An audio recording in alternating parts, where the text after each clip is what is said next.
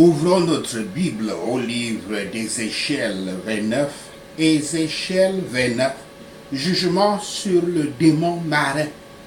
Jugement sur le démon marin. Ézéchiel 29, versets 1 à 16. La désolation de l'Égypte, le monstre de l'eau. Verset 3. Le roi est adressé ici comme l'incarnation de l'État. Dragon, le mot dragon est représenté ici par le crocodile, le grand monstre du Nil, qui était considéré très différemment dans différentes parties de l'Égypte. Certains l'adoraient et l'embaumaient après la mort, et les villes lui étaient nommées. D'autres le voyaient avec la plus grande horreur. Un animal si terrible, si vénéré et si abhorré était une image appropriée pour l'orgueilleux monarque égyptien. D'autant plus peut-être parce qu'il était en vérité moins redoutable qu'il ne l'était et devenait souvent une proie facile pour ceux qui l'assaillaient avec habileté et courage. Séis, la ville royale pendant la 26e dynastie, était dans le delta, au milieu même des diverses branches et canaux du Nil. Ophra ou Apriès, appelé encore par les Grecs Apriès, se vantait que, je cite, même un dieu ne pouvait le déposséder du pouvoir. Fin de citation.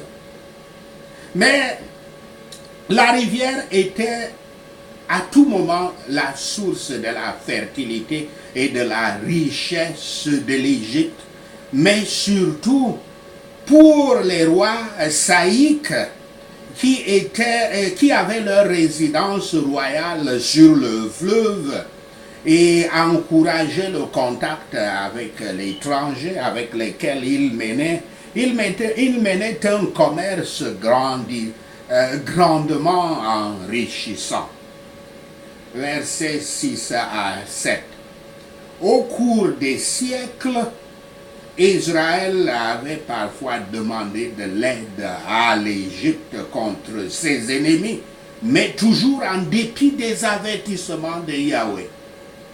Implorer l'Égypte n'avait pas aidé contre les Assyriens, et cela ne fit rien contre les Babyloniens non plus.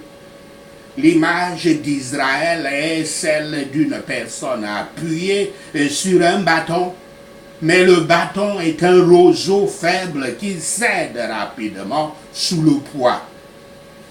Versets 8 à 16. Yahweh humiliera l'Égypte. La nation ne cessera pas d'exister comme d'autres ennemis d'Israël, bien qu'elle deviendra un petit royaume insignifiant. Mondialement, les esprits charnels se glorifient dans leur propriété, oubliant que tout ce que nous l'avons reçu de Yahweh et devrions l'utiliser pour Yahweh. Pourquoi alors nous vantons-nous? Le moi est la grande idole que tout le monde adore, au mépris de Dieu et de sa souveraineté. Peu importe à quel point ils peuvent être démonisés, Yahweh peut forcer les gens à sortir de ce qui les rend le plus en sécurité, le plus à l'aise. Une telle personne et tous ceux qui s'attachent à elle périront ensemble. Ainsi finissent l'orgueil, la présomption et la sécurité charnelle des gens. Yahweh est contre ceux qui font du mal à son peuple, et plus encore contre ceux qui le conduisent au péché. l'Égypte, la nation idolâtre, laissée par le monstre de l'eau, redeviendra un royaume, mais ce sera le plus bas des royaumes. Il aura peu de richesse et de pouvoir. L'histoire montre l'accomplissement complet de cette prophétie. L'Égypte, superpuissante, ne peut être redécouverte aujourd'hui que lors des fouilles archéologiques. Yahweh, non seulement en justice, mais en sagesse et bonté pour nous, brise les créatures sur lesquelles nous nous appuyons, afin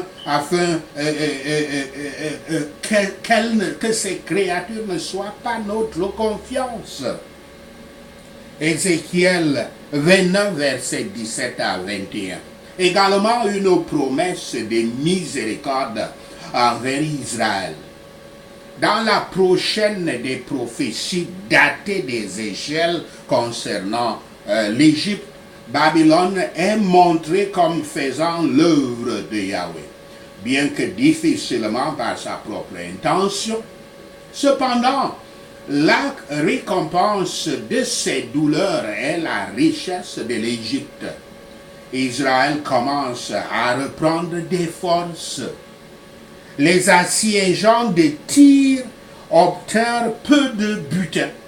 Mais quand Yahweh emploiera les gens ambitieux ou cupides, il les récompensera selon les désirs de leur cœur. Car tout homme aura sa récompense. Dieu a eu pitié de la maison d'Israël peu de temps après. L'histoire des nations explique le mieux les anciennes prophéties. Tous les événements accomplissent les Écritures saintes. Ainsi, dans les scènes les plus profondes de l'adversité, Yahweh sème la graine de notre prospérité future. Heureux ceux qui désirent sa faveur, sa grâce et son image. Ils prendront plaisir à son service et ne convoiteront aucune récompense terrestre. Et les bénédictions qu'ils ont choisies leur seront assurées pour toujours. Sachez ceci, et le Seigneur Yahweh vous bénira. Prenons ces points de prière. Prions Ézéchiel 29. J'ai mis ma face contre toi, roi des idolâtres. Je prophétise contre toi et contre tout ton royaume, au nom de Yahshua le Messie. Toi, ce prince de la sorcellerie, je parle contre toi. Écoute la parole du souverain Yahweh, au nom de Yahshua le Messie. Yahweh est contre toi, roi des idolâtres. Toi, ce grand monstre qui coule parmi tes ruisseaux, au nom de Yahshua le Messie. Tu dis, les eaux t'appartiennent, que tu les as faites pour toi. Au nom de Yahshua le Messie, je prie. Mais Yahweh met des crochets dans tes mâchoires et fait que les poissons de tes ruisseaux, tes armées de démons, collent à tes écailles. Au nom de Yahshua le Messie. Yahweh te tire parmi les torrents, te retire parmi les torrents avec tous les poissons, tes démons qui collent à tes écailles, au nom de Yahshua le Messie. Yahweh Shaphat, notre juge, vous jette dans le désert, vous et tous les poissons démoniaques de vos ruisseaux, au nom de Yahshua le Messie. Vous tombez tous sur le terrain ouvert. Tu ne seras ni recueilli ni ramassé au nom de Yahshua le Messie. Yahweh Shaphat vous donne comme nourriture aux bêtes de la terre et aux oiseaux du ciel au nom de Yahshua le Messie. Alors tous ceux qui vivent dans ton pays idolâtre sauront que Yahweh est l'Éternel au nom de Yahshua le Messie. Tu as été un bâton de roseau pour le peuple de Yahweh. Au nom de Yahshua le Messie, nous prions. Quand ils t'ont saisi de leurs mains, Tu t'es cassé et tu as déchiré leur épaule au nom de Yahshua le Messie. Quand ils se sont appuyés sur toi, tu t'es cassé et leur dos a été arraché au nom de Yahshua le Messie. C'est pourquoi, toi qui es le roi des eaux, démoniaque et idolâtre, écoute la parole du souverain Yahweh. L'épée est contre toi et elle tue les hommes et les bêtes au nom de Yahshua le Messie. Ton pays d'idolâtrie deviendra une terre désolée et inhabitée.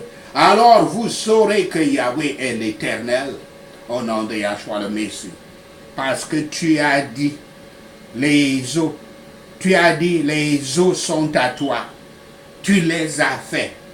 C'est pourquoi, ô roi des démons de l'eau, Yahweh est contre toi et contre tes ruisseaux au nom de Yahshua le Messie.